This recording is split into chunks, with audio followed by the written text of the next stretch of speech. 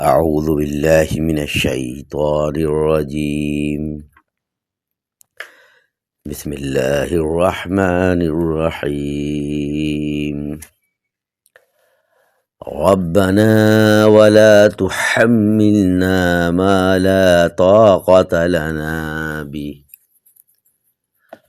واعف عنا واغفر لنا وارحمنا انت مولانا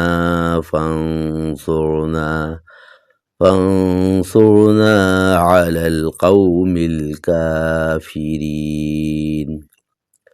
ربنا، اے ہمارے پروردگار،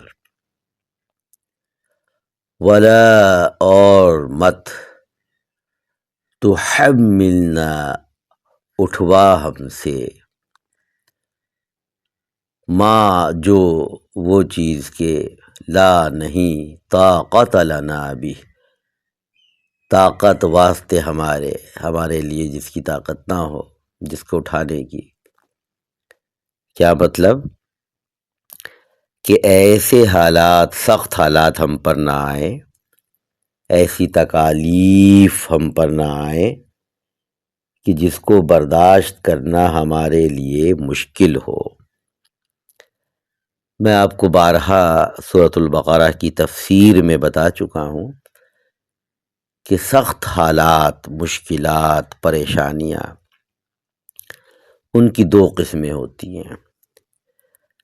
اگر ہم اللہ کے حکموں کے خلاف چل رہے ہیں تو یہ عذاب ہے، پکڑ ہے، جھنجھوڑا جا رہا ہے، اور اگر فرما بردار ہیں تو پھر یہ آزمائش ہے، اور آزمائشیں لازماً آتی ہیں۔ وَلَنَبْلُوَنَّكُمْ بِشَيْءٍ مِّنَ الْخَوْفِ وَالْجُوعِ وَنَقْصٍ مِّنَ الْأَمْوَالِ وَالْأَنفُسِ وَالثَّمَرَاتِ وَبَشِّرِ الصَّابِرِينَ۔ یہ آیت بھی آپ پڑھ چکے ہیں کہ اللہ تعالیٰ فرماتے ہیں کہ ہم ضرور بضرور امتحان لیں گے مختلف طریقوں سے۔ تو صبر کرنے والوں کے لیے بشارت ہے، خوشخبری ہے۔ تو بہرحال دعا یہی مانگنی چاہیے کہ ایسی آزمائش نہ آئے کہ جس کو اٹھانا اور جس پر پورا اترنا مشکل ہو جائے۔ واعف عنا، اور معاف کر ہم سے، یعنی ہماری جو غلطیاں ہم سے ہو جاتی ہیں ان کو معاف فرما دے۔ واغفر لنا، بخش دے ہم کو۔ معافی مانگ رہے ہیں، توبہ کر رہے ہیں۔ کس قدر زبردست دعا ہے، اس میں کتنی جامعیت ہے کہ ہر چیز آ گئی۔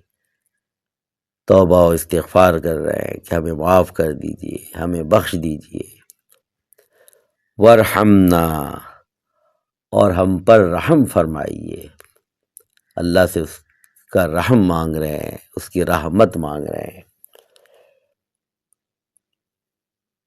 انت مولانا، آپ ہمارے دوست ہیں، کارساز ہیں، ہمارے مالک ہیں۔ مولانا کے بہت سے معنی ہیں، تو آپ ہمارے مالک ہیں، ہمارے آقا ہیں، ہمارے تمام امور کو پورا کرنے والے ہیں۔ انت مولانا فانصرنا، بس ہماری مدد فرمائیے۔ فانصرنا، ہماری مدد فرمائیے۔ علی القوم الکافرین، علی اوپر، القوم قوم، کافر نافرمان قومیں جو ہیں، یہود، عیسائی، ہندو، سکھ، جتنے بھی کافر قومیں ہیں، بدعقیدہ، ایمانیات سے دور، ان کے مقابلے میں ہماری مدد فرمائیے، ہمیں ان پر غلبہ عطا فرمائیے،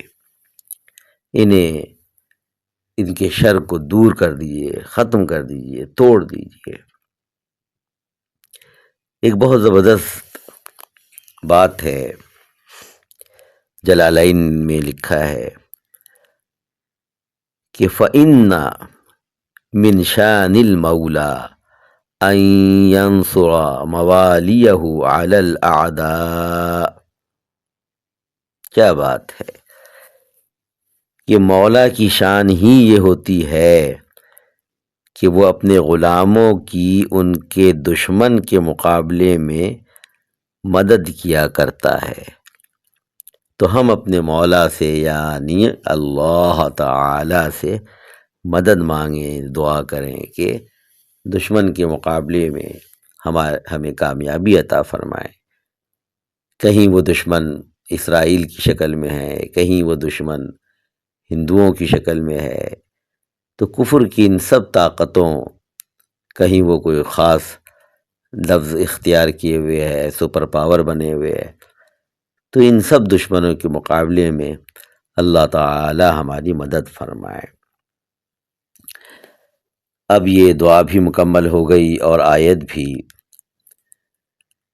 بہت سارے لوگ یہ سوچتے ہیں یا ان کا یہ طریقہ کار ہے آج معاشرے کا، ہم لوگ سیلیبریٹ بہت کرتے ہیں، جشن منانے کے بہت شوقین ہیں. تو وہ یہ کہتے ہیں کہ جی جب کوئی سپارہ ختم ہو یا سورت مکمل ہو، اور یہ تو بہت بڑی سورت ہے، سب سے بڑی سورت سورۃ البقرہ، اور انتہائی جامع، گویا پورے قرآن کے مضامین کو ہم نے پڑھ لیا. تو اب یہ ختم ہونے کے بعد کہتے ہیں جی مٹھائی کھانی ہے، جشن منانا ہے. تو بات یہ ہے کہ ہم لوگ کتنا عمل کر رہے ہیں. ایک طالب علم جو امتحان میں فیل ہو جائے تو وہ فیل ہونے کا جشن تو نہیں مناتا ہے. تو یہ موقع جو ہے، جب کوئی سورت مکمل ہو، جب کوئی سپارہ ختم ہو یا پورا قرآن ہم پڑھ لیں، تو اس وقت ایک بات کو سوچنا چاہیے کہ ان چیزوں کا ہم نے کتنا حق ادا کیا ہے، ان پرچوں میں ہم پاس ہو گئے ہیں یا نہیں. اگر دل یہ جواب دے کہ پاس نہیں ہوئے، بہت کم نمبر آئے ہیں، تو پھر یہ ایک افسوس کا مقام ہے، توبہ اور استغفار کا مقام ہے، اور آئندہ اپنی اصلاح کا سوچنا چاہیے کہ ہم ان چیزوں کا، ان احکامات کا، ان تعلیمات کا اپنی طاقت کے مطابق جہاں تک ہو سکے حق ادا کریں. تو سیلیبریٹ کرنا، جشن منانا، یہ کن کو زیب دیتا ہے؟ یہ سوال اپنے آپ سے ہمیں ضرور کرنا چاہیے. اصل چیز ہے ان باتوں پر عمل کرنا. تو سورۃ البقرہ پڑھنے کے بعد ویسے بھی دعائیں کرنی چاہیے. یعنی ایک دعا تو دیکھیں اس میں بتا دی گئی، اور انتہائی جامع دعا ہے جس کی قبولیت کا سرٹیفکیٹ بھی اللہ نے دے دیا، قد فعلت.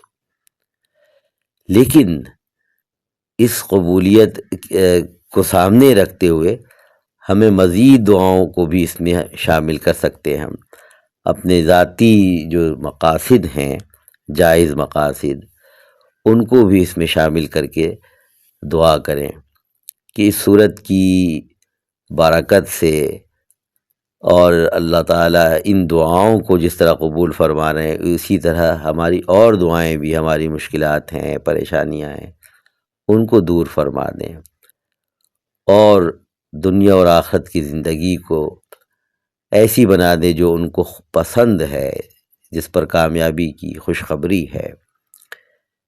تو اب میں یہ سمجھتا ہوں کہ سورۃ البقرہ کے بعد اب ظاہر ہے دوسری صورت ہے اس کے بعد والی.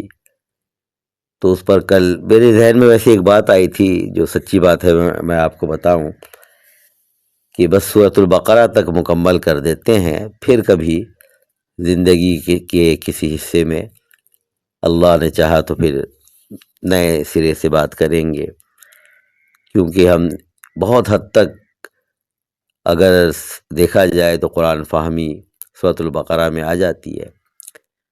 لیکن اللہ تعالیٰ نے دل میں یہ بات ڈالی کہ اس سلسلے کو جاری رکھتے ہیں، تو اب اس کے بعد والی صورت پر انشاءاللہ تعالیٰ کل گفتگو ہوگی۔ اللہ تعالیٰ توفیق عطا فرمائے۔